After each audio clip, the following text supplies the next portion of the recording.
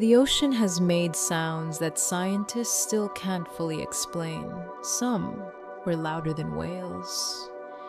In 1997, researchers recorded a mysterious deep-sea sound called the Bloop. It was so powerful, it was heard thousands of kilometers away. Scientists later suggested it may have come from cracking icebergs, but the mystery made people think something huge was underwater. The deep ocean still hides sounds we barely understand.